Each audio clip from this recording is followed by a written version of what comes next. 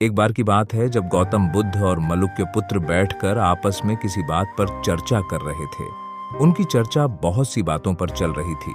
अचानक मलुक्य पुत्र को बैठे बैठे एक बात याद आ गई जो बहुत दिनों से उसके दिमाग में चल रही थी। उसने अपने मन की जिज्ञासा बुद्ध के सामने रख दी।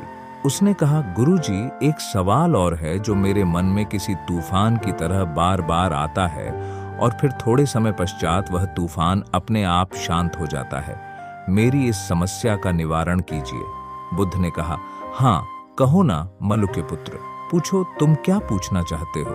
मलुक्य पुत्र ने कहा, मैं यह पूछना चाहता था कि मृत्यु के बाद क्या होता है। मतलब हम मृत्यु उपरांत कहाँ जाते हैं? यह बात बहुत दिनों से मेरे दिमाग को परेशान कर रही है। बुद्ध ने कहा, तुम चिंता मत करो मलुक्य पुत्र, मैं तुम्हारी जिज्ञासा को शांत कर दूंगा, बस तुम्हें मेरे प्रश्नों का जवाब देना होगा। वह बोला, धन्यवाद गुरुजी।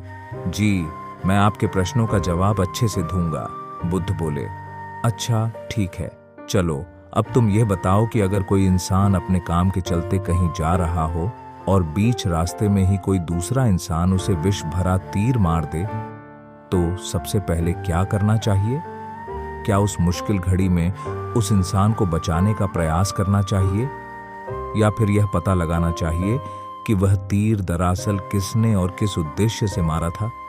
मलुक्य पुत्र ने कहा, बेशक ऐसी घड़ी में उस इंसान की जान बचाने के बारे में सबसे पहले सोचना चाहिए, क्योंकि अगर हम यह सोचेंगे कि किस व्यक्ति ने उसे तीर मारा है तो ऐसी स्थिति में वह व्यक्ति अपनी जान भी गंवा सकता है। बुद्ध बोले, तुमने एकदम सही कहा कि अगर हम उस व्यक्ति की सही समय पर जान नहीं बचा सकते हैं तो फिर सब कुछ व्यर्थ है।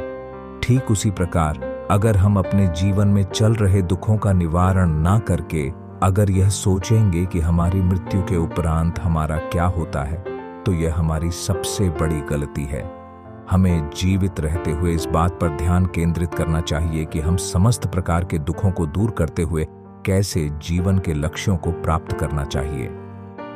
विचारों का तूफान जो इतने समय तक मलुक्य पुत्र के मन में चल रहा था, वह तूफान अब शांत हो चुका था।